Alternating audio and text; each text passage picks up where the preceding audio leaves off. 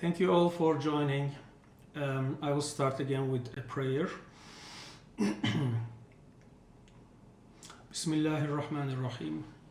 Alhamdulillahi Rabbil Alameen. Wassalatu wassalamu ala Sayyidina Muhammadin wa ala alihi wa ashabihi ajma'in. سبحانك لا علم لنا إلا ما علمتنا إنك أنت العليم الحكيم سبحانك لا فهم لنا إلا ما فهمتنا إنك أنت الجواد الكريم رب اشرح لي صدري ويسر لي أمري واحلل عقدة من لساني يفقه قولي وأفوض أمري إلى الله إن الله بصير بالعباد ربنا لا تؤاخذنا إن نسينا أو أخطأنا.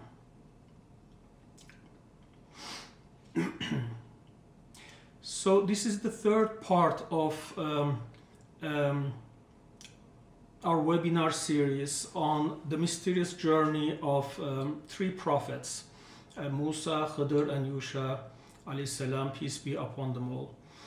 I want to begin, as I have done in the past weeks, with a summary of weeks 1 and 2 for those who are joining this week. So we began by reading the Qur'anic account and the prophetic commentary from Sahih al-Bukhari, which also exists in many different authentic hadith collections. And then we discussed the traditional interpretations, and we said that they stay pretty close to the Qur'anic account and the prophetic commentary, with some additional details that I'm sharing as we go along, including later today. And then I presented what I call tafsir principles. It is what guides the way we read this story. We try to understand the story. The first one is that bayan is divine. Human bayan is taught us by Allah subhanahu, which means that the very best of human narratives hold clues. The way we are used to communicating and listening to those who communicate the best sheds light on how the Quran might also be speaking. It does not dictate, it does not determine, but it guides us. It gives us some clues. The second one is the Quran itself declares that it tells the most beautiful stories, and we take it very seriously, meaning that we expect a story from the Quran to outclass all human stories. So if this was, my own story, I would not raise expectations, but I will say, imagine like the most beautiful scenarios, the most, fascinating novels, or movies that you have seen. When we read a story like this in the Quran, we have the right to expect that at the end we are like, wow. You know how there are some films that you watch and for several days after you are still thinking about it. How did they tie up all those things together? That is the whole purpose of the Quran, right? To mesmerize us. And the last one was that, something we all say, but we spent quite a bit of time on this, saying that we should really take this seriously. The Quran is indeed an eternal miracle. So let's not, set the bar too low for it. And, the moment we see a little bit something that seems interesting, declare that this is a miracle, we are done, let's move on. We can always expect more from the Quran. That's what I found in my life. And then it never fails. It always, imagine, could it ever be that this is an ocean and we kind of get to the bottom of it? I was just thinking this morning. It is very fitting that the ending of this surah, Surah Al-Kahf, actually contains one of the most beautiful verses in the Quran about the limitlessness, the boundlessness of Allah's knowledge, right? Where it says basically, if all the trees were pens and all the oceans were just ink, And if you add just as much to it, okay, they could still, you will exhaust them before you could exhaust the words of God. And that verse appears right at the end of this surah. So shouldn't we have the right to expect that these stories should be so deep that not 1, 2, 3, you could go, it will never stop, it will keep delivering. And inshallah, we are pretty close. Probably next week I will start talking about the interpretation of the 3 scenes: the sinking of the boat, the killing of the boy, and the 2 orphans and the wall. Actually, the last one I'll be talking about today quite a bit.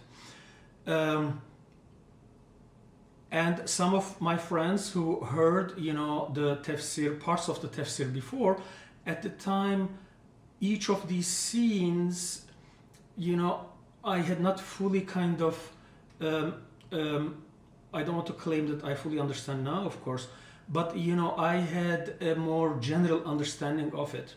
And then at some point I realized each of these stories correspond to a historical reality.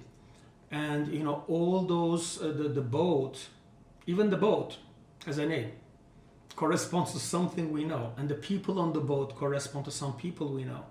And the boy who is killed, their parents, and the young orphans, they all correspond to historical realities.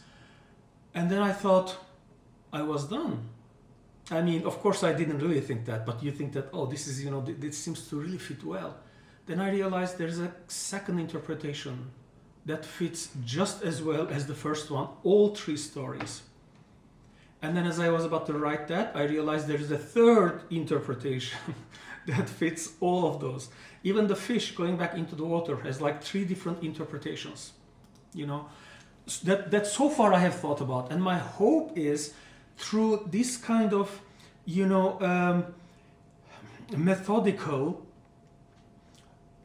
in a way slow-paced analysis, I have absolutely no doubt actually that, the more that everybody who is listening to this will come up with more interpretations, different interpretations that are all equally valid. And inshallah, it will open and unlock more interpretations. So then, we talked about the Hazrat Musa parting the Red Sea, and we said, well, that maybe should be a benchmark for when we say the Quran is a miracle. We should just close our eyes and imagine that unimaginable scene of really being a witness of the Red Sea parting for maybe a whole day and millions of people walking through it. And do we feel the same, like, the way it will knock us out? Do we feel that? That is an aspiration.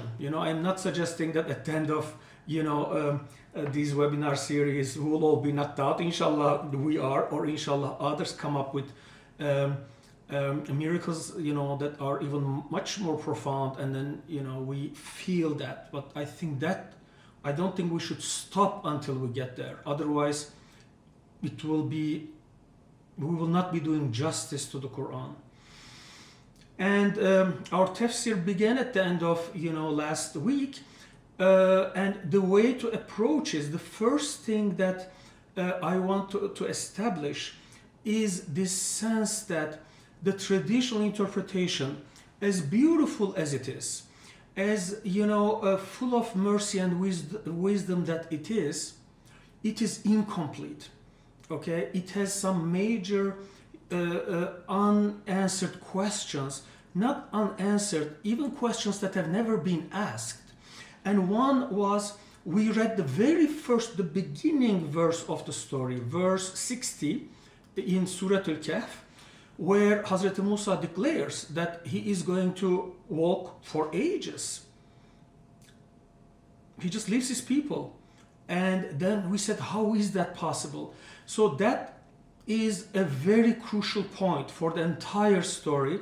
And there's several people actually who are just joining this week. So I am going to quickly recap it. I'm not going to, so the videos of part 1 and 2 are on YouTube, and this is really a cumulative tafsir, so it would really help if you would like later to go and catch up. The key question we raised was, how can we make sense of that beginning declaration of Hazrat Musa? Because how can a prophet and a man who is a leader of an entire nation of several million people declare that he's going to leave his people for an indefinite amount of time? And we gave really several different arguments. The first one is that prophets are the shepherds of their people. They don't leave their people. They don't just go, no matter how important it might seem. I'll give an example in just a moment. And even when a prophet's community was destroyed, the Quran tells dozens of times, of prophets like, Hazrat Nuh alayhi salam, Lut, Hazrat Hud, Hazrat Shu'aib, Hazrat Salih. And in every case, they were asked to stay until the last moment, until the very last moment. And one prophet, as we know, Prophet Yunus, left a bit early, and then, the whole story of the whale and so on followed. But most importantly, even if any other prophet could leave his people, Prophet Musa is the one who has an experience that none of them had, because he did leave his people before, and we talked about the timing, because most scholars, there's almost unanimity on this, that this event took place. There's just a few, but I don't want to go into all the technical details. If you read all the major tafsirs, they will represent this as the consensus view, that this journey took place when the Ben Israel was wandering in the desert. And at the very beginning of that desert wandering, Prophet Musa went to the Mount Sinai just for 40 days. And when he came back, his ummah committed what many of the greatest scholars have said, the gravest sin that they have ever committed by making and worshipping a golden calf in 40 days. So how can this very same prophet says that I'm, taking off? And I also mentioned that, I have never seen any tafsir mention this point. Maybe I might be missing. But I know one person who asked this question, and that is the beautiful master, Hazrat Khidr himself, when he first meets Musa in the hadith that we saw in the first week. That's the question he asks. He says, what brought you to this land? He's surprised. And he says, surely you must be busy with the Ben Israel. So, and there are many other reasons that makes us suspicious. So the bottom line from all of this is a pretty crucial conclusion for the tafsir. And basically, our hypothesis, our conclusion from this, is that this journey there must be a lot more to this journey than a prophet going and learning about some, hidden mercy. There was an inner reality of it. That is true. But to be honest, there's almost no tradition, there's almost no religion that we are aware of which does not have that teaching, right? I mean, in Christianity, you would say the Lord works in mysterious ways. In the Quran itself, in Surah Al-Baqarah, right, Allah subhanahu says, there are some things that you don't like, but that they may be good for you. And there may be some things that you do like and that they are bad for you. And the verse ends specifically saying, Allah knows and you don't. So even in the Quran, like that general gap between our knowledge and the reality is very well understood. And the tone of the declaration, the word huquba, which we spent time on, that all scholars say it's like 70 years, 80 years, it's a century long. And that somehow is to draw attention. It's also a word that occurs only twice in the entire Quran, and the other occurrence literally means forever. So whatever knowledge, we are going to say that the goal was really knowledge. He had a burning question, in fact. So we are not denying any of the wording of the hadith, that it was seeking divine knowledge. but it is as if, you see me. This is the first example that jumps into my mind. You see your friend at midnight on the street, and he's running around like a madman, and you say, what happened? What's happening? He says, oh, I'm seeking knowledge. And actually the truth is, his son is sick and he's looking for a doctor. So technically, is it wrong that he's seeking knowledge? Yes. But if he tells you that I'm seeking knowledge, do you really feel like I understood why this person is running around, a person I know very well, in the middle of the night? No, we'll say, what are you talking about? It has to be specific, and we need to understand what was it, what was that burning question. And actually the answer to this, it's inside the story. Hazrat Musa himself says what it is, if you read very, very closely, okay, which we'll do inshallah. So we affirm the core meaning of the hadith, but we say it is a piece of the puzzle, a very a clue that has a lot of mercy that guides our way. It was never meant to be the final answer to the question of why Hazrat Musa left. And this is an assertion, this is a claim I will make, but something that I actually feel very strongly about. I don't think a complete tafsir of the journey of Musa and Khidr cannot be without an answer to this question. It will just be like you accepting my friend saying that, oh, I'm seeking knowledge in the middle of the night. So our goal, inshallah, will be to understand the real purpose of the journey. So put that there. Right now what we learn is that the purpose was something much more concrete, okay, and something that was absolutely essential for the prophetic mission of Prophet Musa. It was as if basically, he looked at the situation in the desert, okay, we're getting very close to kind of, understanding it, and he said, this is not working, there is a missing piece. Unless I find that piece, my mission will be incomplete. The mission that Allah gave me, this huge mission, it will not be fulfilled. And he went there to find that answer. So the plan for today, inshallah, I'm going to take one step back. It's just like, imagine like a great king, right, in the old days. Just like, Prophet Sulaiman, right, it was the other way around, I think. Queen Saba, right, sent some gifts to Prophet Sulaiman. And when you open it, yes, the real gift is inside, but the box of it will be beautiful. It will be a work of art, right? The bow on it will be a work of art. And all of that will signal that whatever is inside must be truly, precious. And that's why, I want to point out some again, I call bite-sized delights, again, not to really belittle in any way, but just to give some sort of ordering, that I think these are beautiful kind of flowers all over the garden of this story. And I'm going to talk about a key theme that will hold a very important light to the big picture, and that is sabr, patience. It's a very fundamental theme of this story, and obviously I'm not the first one to say this, people have said this before, but I will try to present a different angle on it. And then we are going to get back to our main claim of the tafsir, that there is a hidden story arc, and we are going to start bringing evidence today on that.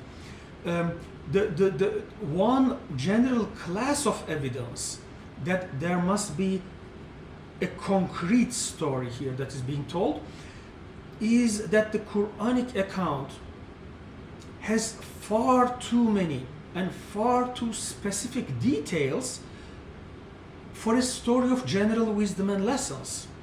Okay, and we'll see that inshallah in a few slides. One other tafsir principle, what I called apparent redundancy. is a clue, it's always a big clue. What I mean is, if there's a word in a verse and you take out that word and the verse still has the same meaning, by that I mean it has the same meaning as we currently understand in the traditional usual interpretation of the verse, then it means that word, okay, is a clue, because there cannot be any excess, any redundancy in the Quran. If we are not understanding why that word is there, we must keep digging, because that's how we find actually all the evidence. We say, what if that word wasn't there? Is the traditional interpretation going to change? No. Then it means we are not understanding the story. And we already talked about this, that these details that we are going to see, I'm going to come back to this. It strongly suggests a concrete historical story that the Quran tells us about, in which every single one of those details are resolved.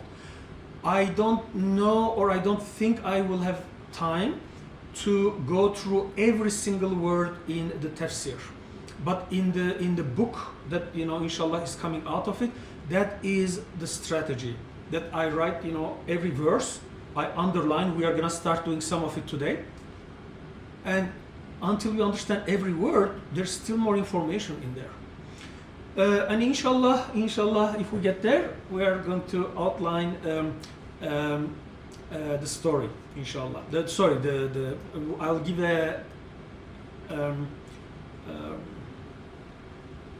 I'll give the outline of the tafsir, revealing some names, inshallah, and then we'll go on to present evidence on that. So the first step, a systematic look at the story structure, the broad structure. The first one I already mentioned. It's well known that sabr is a key theme. How do we know that? I'm going to argue not only it's a big theme, but we often emphasize hidden mercy as one lesson, one main lesson from this story, which is true, which is absolutely true. But sabr might actually be the other and maybe even more important teaching of Hazrat Khidr in this story. I am only going to give a subset, like what I find, to be the most the ones that are feasible to explain, basically, without going into a whole lot of detail.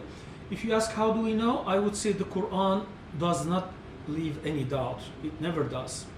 So first, let's start through like a mechanical. Suppose we are like ChatGPT, okay? And we just read it mechanically. One thing that you notice is in this 2-page story, the word sabr occurs 7 times. By that I mean the root occurs 7 times. Sabr itself occurs 5 times, and then the verb form, 2 other forms occurs 2 times. If you do the calculation, sabr, the root occurs 103 times in the Quran. You can do some basic math, and this is more than 10 times the concentration that you should see on average in the Quran. So just by count, there is a very high number of the word sabr being repeated. Another interesting note is Hazrat Khidr, for the first time, he speaks in verse 67.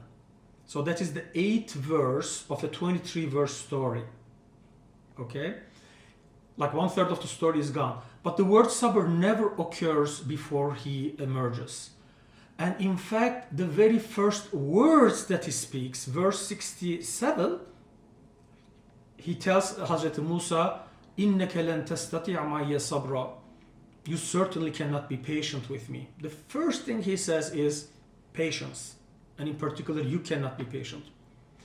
Then we have another, 15, 16 verses. The whole story resolves, and Khidr gives the explanation of all the scenes.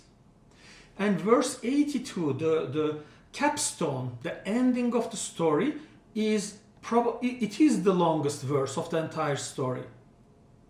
And even within that story, the very first words of that ends with ذلك تأويل ما لم تستطع عليه الصبر.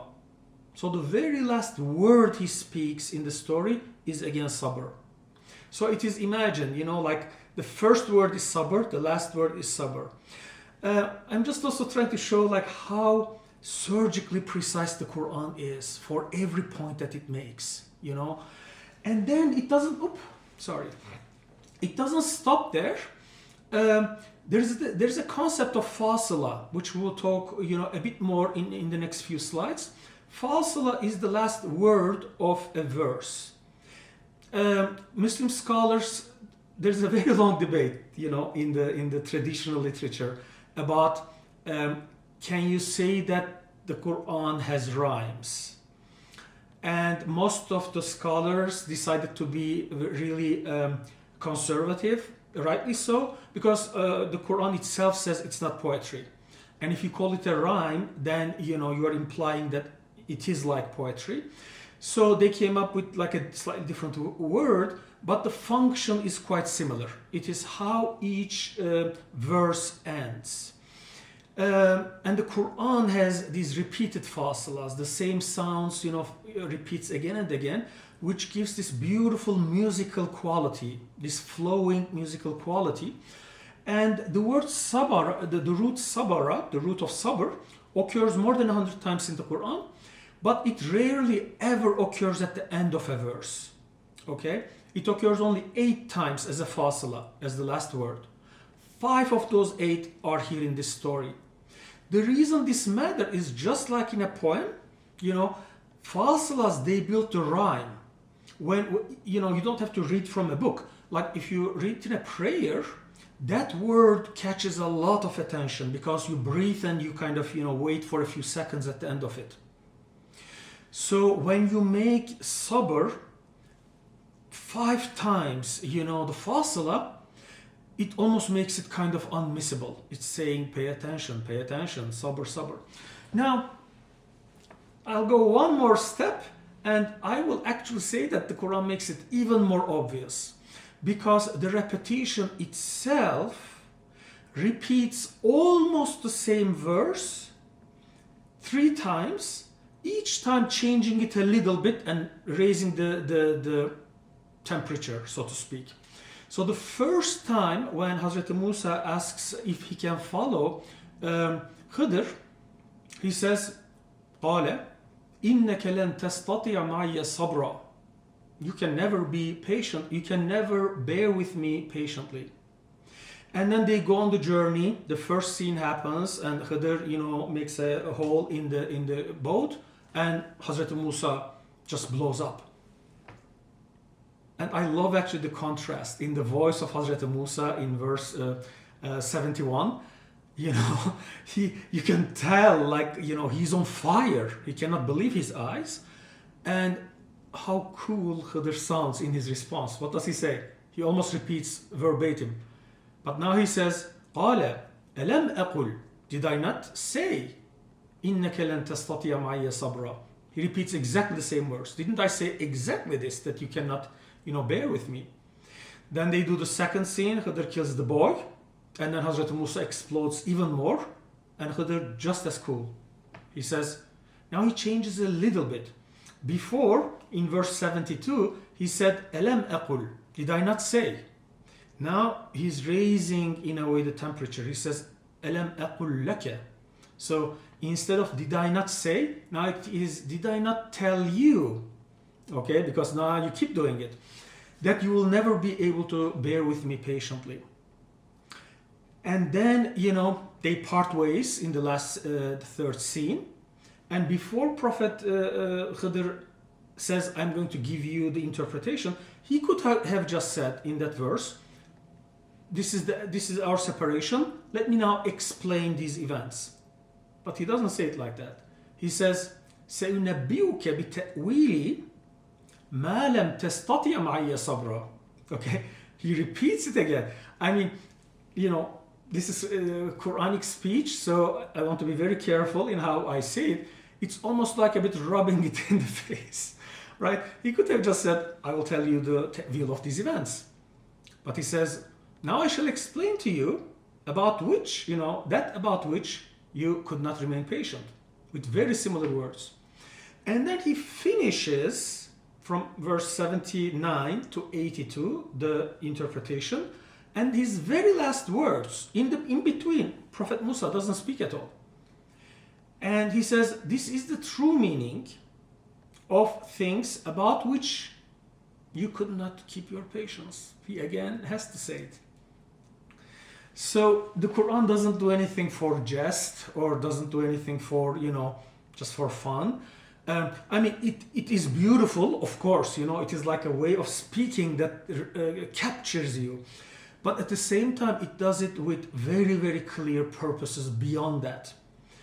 And if you look at even the spacing of these verses, verse 67, okay, إِنَّكَ لَن تَسْتَطِيعَ مَعِيَ صَبْرًا, and then 5 verses later, you hear the same.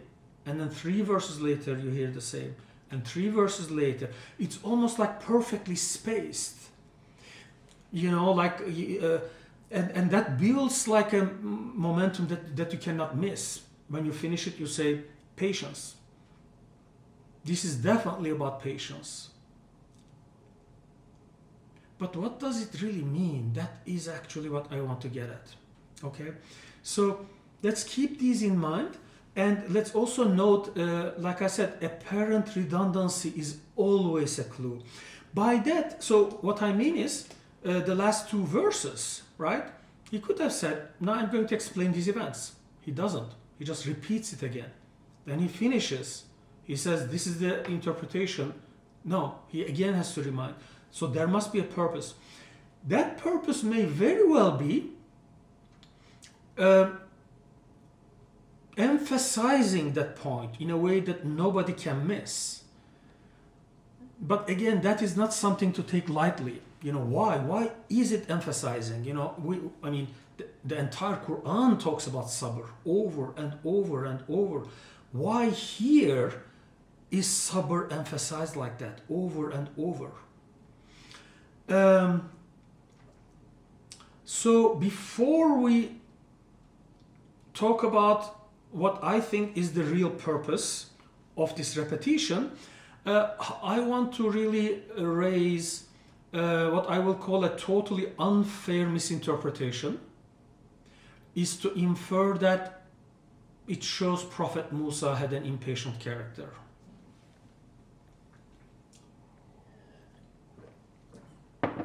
And I'm mentioning this not as a theoretical possibility. I think this is often said a bit carelessly by various people, including people who should know better. And nothing could be further from the truth. When the Quran talks about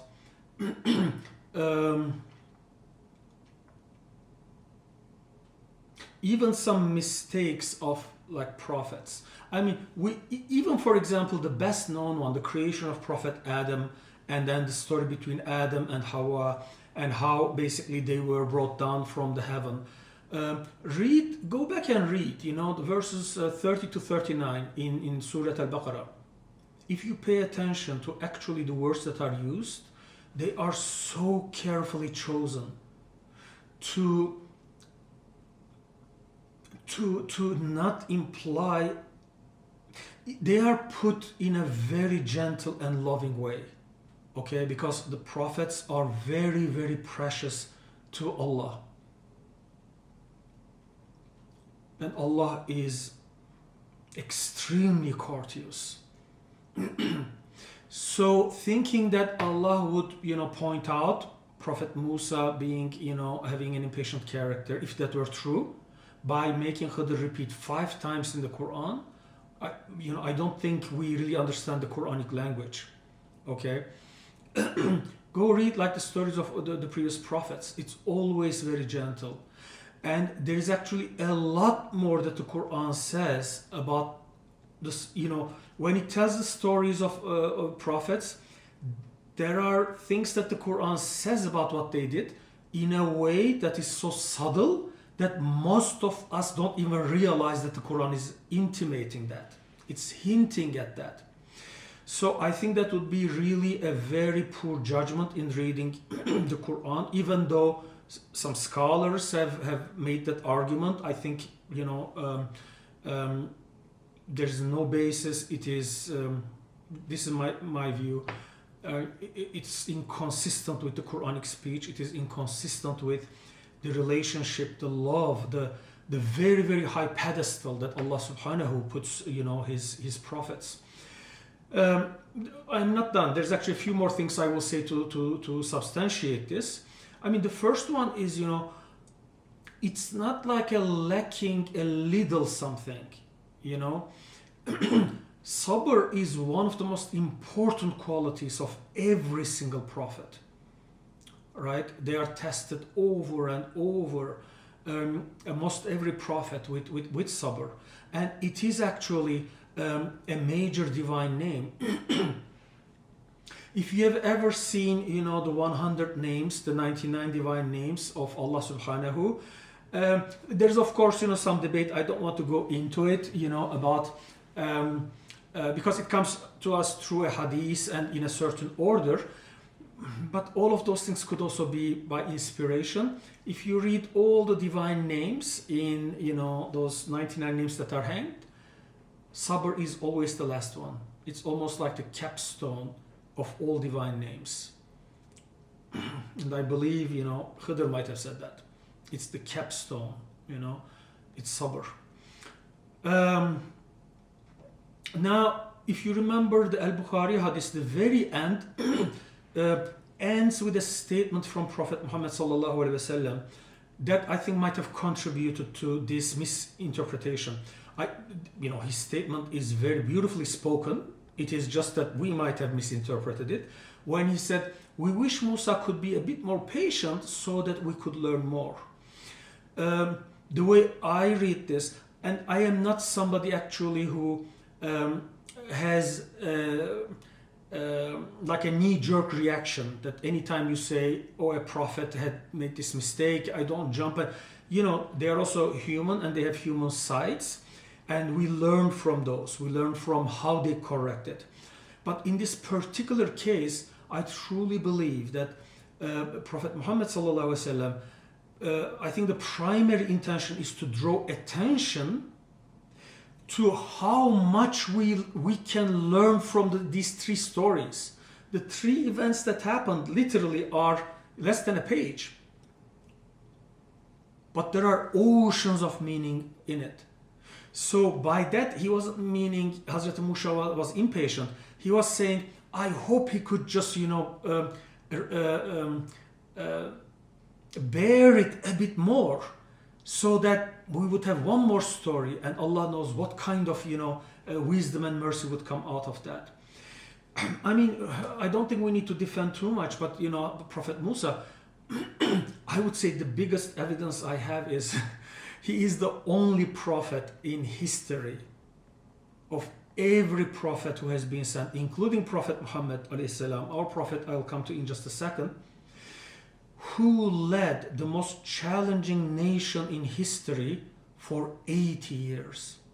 And he did not really, guide them like Yusha did in some wars, which other prophets have also done. He has not, fought like a Cold War with the enemies. He did it, he literally led them out of Egypt, out of slavery. And then they got stuck in the desert. He shepherded them for 40 years in the desert. And if you read the Quran, we see this openly. But many scholars that, I have a lot of trust in understanding not only Islam, but also really being born, so to speak, into the Torah and the Bible, will say that a lot of those specific historical accounts are actually pretty accurate in the Torah. I will give you one example, inshallah, later today or next week. We can compare side by side. But the biblical accounts give more details, and it will make your your blood basically, okay, you will freeze when you hear them about the treatment of Hazrat Musa by his ummah. And he did not give up. He never gave up. So what are we talking about? That this person will not be able to handle, some challenge that other people or even other prophets could handle? And the Quran itself in Surah Taha, it says to Hazrat Musa, it says, and we have tried you with many trials. وَفَتَنَّاكَ فُتُونًا. And there's a very famous Al-Bukhari hadith from Ibn Abbas called the Futun hadith. That is even longer than the hadith we saw there, where he goes one by one, through all the Futun means trial, that he had to go through. And Allah says it in a way indicating that, and you passed all of them. And the ending of that story, the next verse, it says, وَاسْتَنَعْتُكَ لِنَفْسِي, and I have prepared you specifically for myself. The word وَاسْتَنَعْتُكَ is from the root, the same root as sanat, of art. You can almost basically read his life story, and this is the last verse. Some translations translate this as I choose you for myself, but there's other words for that. وَاسْتَنَعْتُكَ literally gives you the impression, and if you look at classical lexicons, they will give this meaning.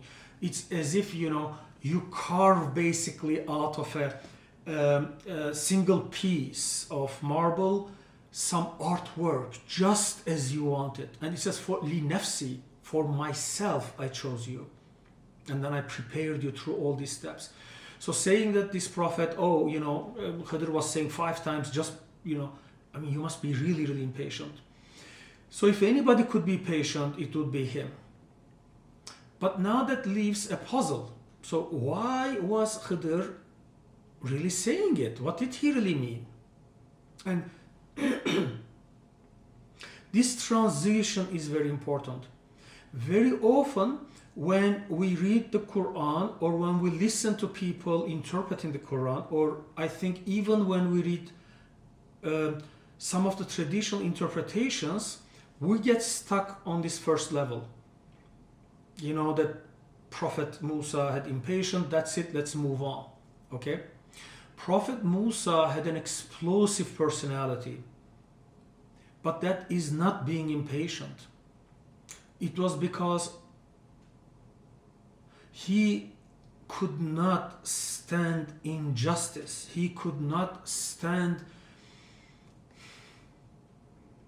anything that was not fully in line with what a believer, how a believer should behave towards God. Okay? But that is not being impatient. That is, righteous indignation, the way we say in English. And inshallah we'll expand on these points. We are not done with these. Right now I'm just giving you like an overview of it. Now, let me check my time.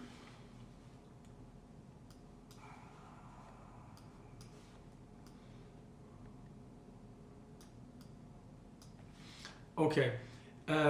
Because I stopped sharing and started sharing, now I don't know what time is it. Okay, so we are at 1 hour. So I will go for about another 20 minutes. Okay, so remember the fasilas are the last words of each verse. I want to return back and ask, how do the fasilas of this story look like? This is again, we are back to a second aspect of the structure of the story. And there's some beautiful things in here that I just want to show you and then move on, okay? But this is something that, I don't know, I love stopping and admiring it. How Allah subhanahu tells stories, that every part of it tells you the story. So, Fasila, remember, is the last word, and we have 23 verses. How do they go? So the first 5 verses, remember, are the journey of Musa and Yusha. Okay, Hazrat Khidr did not appear yet, and the words are Huquba, Saraba, Nasaba, Ajaba, Qasasa. So it is ba, Sad, the letters. So if you look at now the very last letter, of course is an alif, okay, to give the a sound, but the actual letter, that's not the alif. Now then Prophet Musa and Khidr meets, and it becomes ilma, ilm, as soon as Khidr appears, and rushda, that's maturity, that's wisdom, that is a spiritual and mental and personal maturity to make big decisions. And then Prophet Khidr starts talking, and look what happens, right? We had ba, we had sad, we had mim, we had dal. Now it is almost like a song. Ra, sabra, khubra, amra, dhikra. 4 Ra's in a row. Then Khidr and Musa alayhi salam, they set up on the journey, and we have 8 verses, every single one of them are Ra. Imra, sabra, usra, nukra, sabra, usra, ajra, sabra. And then Khidr makes his interpretation. Then it is Ghabba, Kufra, Rahma, Sabra. So Ba, Ra, Ma, Ra. So a few observations from this. What do you make of this? In the book chapter, I have about 10 pages on the fasilas because there's so many things that emerge out of it. We appreciate what I'm going to comment on. The reason I think maybe I really like them, you appreciate it more when you look at the entire surah, because these are the fasilas of these 23 verses. But the story begins on verse 60, which means there were 59 verses before this, and they had their fasilas. And there is another, almost 30 verses after this, and they had their fasilas. So let me tell you what we see. If I were to summarize this passage, there are 14 Ra's, 5 Ba, 2 Mim, 1 Sad, and 1 Dal. So one thing that I want to tell you is, let me first say this, as soon as Khidr alayhi salam appears in the story, notice that is, 65, 66, Khidr appears, but he hasn't spoken yet, okay? He's described by Allah, his qualities. Then verse 66, Hazrat Musa asks him a question. Verse 67 is the first time he speaks, and the Ra's begin, 12 in a row. Okay? So it emerges for the first time. Before it did not emerge. It emerges with Khidr. But I love kind of this, it's beautiful to me that it is as if the sound is not Ra, it is Ra, right? There's a Ra and an Elif. So it is as if it combines the last letter of Khidr, R, and then the last letter of Musa. So to me, and that is exactly when they are together. They are talking with each other, verse 67 to 70, and then they are on the journey. And then when that ends, the Ra's, yes, there are 2 Ra's, but now other things also appear. So it's as if, the Quran signals with the fasilas. Now we have Ra, Khidr and Musa. And if you want to know, maybe fasila Ra occurs a lot in this surah. There are some surahs in which some fasilas, in certain surahs with 100 verses, there will be 1 letter or 2 letters that is repeated throughout the surah. Okay? Maybe it is like that. It's not. Because, Hazrat Khidr appears in verse 67. This is wrong, actually. I wrote 64. There are 66 verses in this surah before, and Ra occurs only 4 times. It is one of the less common fasilas until Hazrat Khidr emerges. Again, these are all show intentionality. It's not all over the place. And actually, like when I make statements like this, I have studied the entire verse, like with all the fasilas, and you look at the distribution, which classical scholars did not do too much of this. But I do think that there is not an inch in the Quran, there is not like a dot in the Quran that, if you are the omnipotent, if you are the omniscient, you will not waste anything, any sound, any voice, any letter. Everything will tell you something. And also notice, as like Huquba, remember, meant like a century or a very long time. Saraba, it means like going through a tunnel. Nasaba, in this context, It means fatigue, exhaustion. Ajaba means like wonder. Qasasa can mean a story, but here it means like tracing back. These are kind of words about, the journey of Musa and Yusha. And then as soon as Khidr appears, the word turns to ilm and rushd, and I will continue. They were to knowledge, maturity, wisdom, patience, information, command, and zikr. Again, so you might say, oh, Khidr appeared. Of course, now they are talking about important things. That's not what I'm saying. Those words can appear in the verse, but there is no obvious reason that they should be the last word of that verse. Do you see there's a difference between the two? Okay? It actually puts it, the Quran, as the last word to grab your attention, draw your attention to the changing rhythm of the story. And it is a bite-sized delight. I don't know, I like this. If you notice, the top two most repeated fasilas are Ra 14 times, Ba 5 times. Together they make 19 out of the 23. Almost like 90% of the fasilas are this. Okay? Now a second fact is the letter Sad that occurs once here occurs only once in this entire surah with 111 verses. So it is not like a letter that occurs everywhere. But if you put them together, the three actually spells Sad, which we need, right? Ba and Ra. The root, Sabara. What does it say? Sabr. And I tried to do this with the stories before and after. There is no Sad, so you cannot actually do it.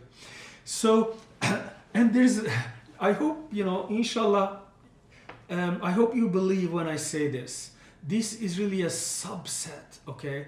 There's a lot more of this kind that you see yourself. The more time you spend and just stare at it. And we do science, that's kind of our job. So we'll say, oh, you might be detecting kind of spurious patterns. But alhamdulillah, I spent 30 years of my life, in my job as an academic to disentangle, trying to tell apart what is spurious, what is a real pattern. And, you will see things that there will be no other explanation other than very deliberate planning. So I want to begin and go for, I still have another 10 minutes about the hidden story arc. And we talked quite a bit about the first verse. Now I'm going to talk about the last verse. Remember what we said. How are the best stories told? Right? Especially if it's a mystery, which this one is. The last scene has the revelation. That is when we wait until the end to see what's going to happen. And if it's a really good story, really good scenario, when it is done, it will tie all the loose ends. There will be no question left in your mind. And then you will find out that everything was leading up to this point. This story is not different. So let's look at this story a bit closely. Remember, Khidr alayhi salam interprets the third scene. Okay, so verses 79, 80, 81, 82, the last four verses, they are all the interpretations of the three scenes. But the third scene is interpreted in the last one here. And once he finishes, Hazrat Musa does not even respond. The story ends at Sabra. That's the end of that story. So verse 82 is really the closing scene of this most beautiful story, this epic journey. And like I said, how do mysteries end? They end with a big reveal. So will we be always right with this? No, but this is how we do modern scientific research today as well, right? We follow leads. And in the case of the Quran, we follow leads without making any big claims, okay? We always have to keep modesty and truly in our heart, knowing that it is in Ayat al-Kursi, right? It says that وَلَا يُحِيطُونَ بِشَيْءٍ مِّنْ عِلْمِهِ إِلَّا بِمَا شَاءَ. They cannot, learn any piece of knowledge from his knowledge unless he wills, unless he lets them see. But as long as we have that in our heart and say, my God, I am going down this road, but it is, if you show me, I will see it. If you don't show me, I will not see it, and I will not force it. But I will really, with a prayerful heart, I will stay here and think. And so this is a guide, this is a lead saying that let's really look at the last verse and see what kind of a revelation could this be. And the revelation in these movies, as you know, often links the very last scene to some big puzzle, something that really kept you going throughout the movie that was actually revealed or that was set up very early on in the movie. And this story will be the same. We will understand why Hazrat Musa really came on this journey in the last scene. So this is where we begin to analyze. And I'm going to say the prayers that we make at the beginning of like a tafsir talk like this are really meant. We really mean what we say, at least I truly mean from my heart, that I say this with the best of intentions, with best of my judgment. And if I am wrong, that's why we say رَبَّنَا لَا تُؤَاخِذْنَا إِن نَسِينَا أَوْ أَخْطَأْنَا. Okay, please don't judge me if I make a mistake or if I forget, if I kind of get confused in this situation. So I will say with all due respect, let's be honest, is a story about two unnamed orphans who inherit an unnamed treasure from an unnamed father, like a generic story with these characters, and Khidr helping them. Does this sound like something that Prophet Musa, when he said, I will go, أو أمضي حقبا, or I will walk forever? Did he come to learn that Allah has a lot of mercy for not only somebody who is righteous, but the children of those? I mean, do you really think that the Torah doesn't have stories like that? Do you really think that Hazrat Musa, by many estimates, which we will get into more, the timeline that I am going to propose, which is consistent broadly with what we know for sure, which is that this story happened when Hazrat Musa was in the wandering in the desert. According to most scholars, of the Bible and the Quran and Hadith, that Hazrat Musa was around 80 years old when they entered the desert, and he died in the desert when he was 120 years old. And one possibility I'm going to suggest, it does not really fundamentally affect the broad story, but it strengthens it. I am going to say that the journey actually took place in the later part of this. So after spending a lot of time in the desert, wandering around in circles, this happened. So imagine then, Hazrat Khidr, Hazrat Musa says, I'm going to take this journey, go forever. And then at the end, he learns this really at 120 years old. He didn't, I am not discounting. So don't interpret this as discounting the value and the wisdom of the story. Instead, I am trying to elevate the language that Hazrat Musa actually uses in the first verse. That opening, that declaration, almost proclamation that nobody can stop me, I will go, and I will go until I find, my question, demands something that is much more general and much bigger than this. So, let me see. I will not read all of this. I'm going to end at the end of this slide. But this is how I think, this is my approach to studying the Quran. This is verse 82. And what I said before, every single word has a purpose. Our goal is to try to understand them. So if you do that, if you apply that principle to this verse, you can identify. Here it looks like 20 because some Arabic words I did not really divide in the middle. But if you actually do the count like in English in translation, for example, hulamain means 2 orphans, okay? Ligulamain actually means it belonged, or that is how it's translated. We get 23 distinct phrases in here, in one verse. There are 23 verses, that's separate, and the last verse has 23 different phrases. And every one of these must be accounted for. And inshallah, we're going to say every word carries multiple strands of evidence. In fact, the chapter of evidence that, alhamdulillah, we were able to kind of write about this word, al-jidar, that is the wall, is 30 pages. And all the ways actually that it reinforces the same meaning that the broad tafsir is proposing. So what I will do, I will just want you to think about these until next week. I am not going to take 23 words. I am just going to take 6 of these words, the beginning of the story, and I am going to identify 6 words, and they are the following.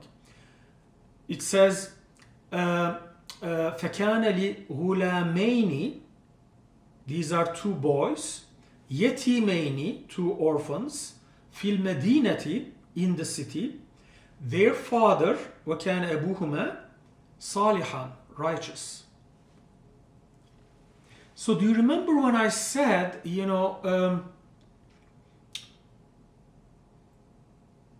if we are proposing a tafsir, we need to understand why is it 2 orphan boys? So this is my master storyteller, test, right? If somebody comes and tells you a story and says, like there were these 2 orphans and they were boys and they lived in this city and their father was a very good man. As you listen, our brain is so amazing. Your brain already starts to actually painting a picture, right? I mean, doesn't it? You immediately start imagining like a city, big city, full of dangers possibly, and 2 boys, young boys, and there's no father to protect them. There's no mention of the mother, probably she's not around too, that's why Khidr is helping. We already build in details, we can imagine, we can already see the boys. Now, let me ask you this question though, and this slide is what I want to leave you with, and I think it's a very important slide. Let's take this simple phrase, غُلَامَيْنِ يَتِيمَيْنِ, 2 orphan boys. There are 3 words in here. The first one is 2. Why 2? Why not 1? Why not 3? Why not a few? Now, think about this. In the traditional interpretation that we talked about, did it ever occur, this word, that, oh, it's 2 and because of this it is 2? Why is it boys and not girls? So remember, these are orphans. And if you read through the Quran, one thing that is very striking, again, read Surah An-Nisa, okay, the very long surah that has the name women. The very first verses don't talk about women. They talk about orphan girls. That's where it starts. And the rights of them. And it's like in many different places in the Quran. So why are they boys and not girls? Why not just 2 orphans? Why do we need to know the gender of the children? What purpose do they serve? Like, the story is that their father was, righteous, so Khidr is helping him. Would Khidr not help if they were girls? Would Khidr not help if there was like 1 boy? Do you see what I mean? Like there is a hole here. There's something that we are not explaining. And why not just say some orphans, a few orphans? Now you might think, oh, we want to be specific. No, Because the very same story, remember, scene 1, it says the boat belonged to some poor people. It did not say it belonged to 8 poor people, 5 poor, people. Now you might say those are big numbers, the Quran, that's too specific. No, there's a story of Prophet Salih in the Quran, which you can read. And it says there were 9 gangs in the town. And I still don't know for the life of me why 9, but I know for sure that there's a reason why it is 9. Do you see what I mean? This is the precision that we should expect. Now, Salih, father. Why father? Why not mother? Or why not parents? Why use the word Salih and not other words that the Quran uses for, good people? It could have said mu'min, believer, muhsin, a word that is very, very exalted in the Quran. Why not muttaqi? There are many other words like this that you can use. Now, if you are thinking, are we splitting hairs here? Not at all. Like, unless we understand, we are just saying that, like, it's just a story told. He just said 2, he could have said 3. He just said boys, but if it was girls, it was the same thing. Now, this is actually, I think, what kills a lot of those,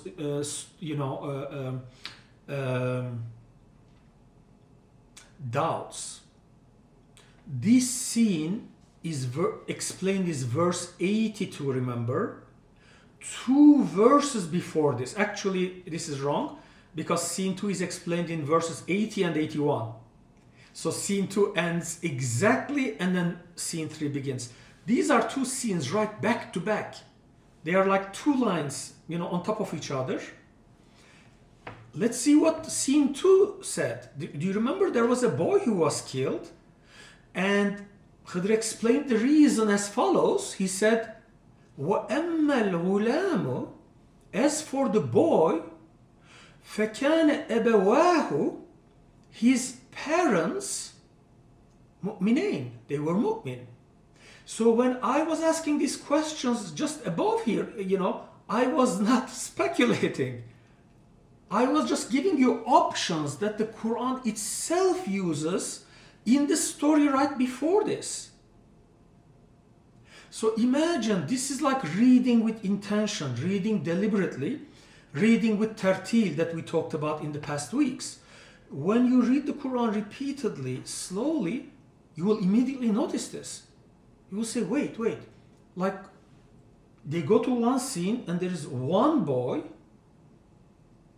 and he has parents, not father or mother, parents, and they are mu'min. The very next verse, there are 2 boys. These are also orphans. But now we are only talking about the father, and the father is not mu'min but salih. I mean, if we really don't think that these are extremely intentional, really, like, why are we reading the Quran? This Quran is written by the one who created us. We are 35 trillion cells just walking around, okay? The very one that created this earth and billions of creatures on it. And do we really think he will haphazardly just throw these, one boy and, and next week when we come, I'm going to comment on the strangeness that the word that is used for boy is the same one, ghulam. Scene 2 and scene 3, both of them use the word ghulam. And you might think, well, that's maybe like a standard word for boys. It is not at all. It's a very specific word about boys. About boys right around the age of puberty. It occurs only 12 times in the Quran. 3 of them occur here, right next to each other. And we'll see actually where that leads us. It's going to unlock the doors and say, these are not generic people. These are people with these characteristics. Why? Because every other time the Quran uses the word ghulam, it uses exactly in this way. So I will leave you with this. We must think, what would have changed in scene 2 and what would have changed in scene 3 according to the interpretations that were given in the last 1500 years. Okay? If you just swap, suppose that in scene 2 there were two boys and they were both bad, and they had a father who was very good, and Khidr wanted to, do something good for him. And in the third scene there was like one boy who was an orphan, or one girl who was an orphan, and Khidr helped them. It must be really different, otherwise the Quran would just speak in generalities. He would say, they had a child, or they had children and they were really, bad children, and so on. Okay? So I will conclude with this. Any proposed tafsir of this story must explain what every one of these details mean. Okay? And inshallah we'll see the boys are specific boys. The reason it is two is because there are exactly two historical figures that fit exactly in the description given here. And they have a father that fits exactly in the description of Salih. Okay, that's the best way to describe him. And everything else, this is 6 words out of 23, every single one of them inshallah will also fall into place like that. So let me conclude here for this week. Inshallah next week we'll start with the word ghulam, and then immediately after, inshallah, at the very beginning of next week, I am going to give you the outline and I'm going to reveal the identities, inshallah. And then I'm going to go over the evidence that shows why are these two boys these two people. Why is it, are they orphan? Who is their father? We'll go inshallah in those specifics, and that is the topic for next week. Thank you so much for listening. I know this was a long lecture, and thank you all for staying here. And inshallah I hope to see you all next week. With that I will conclude.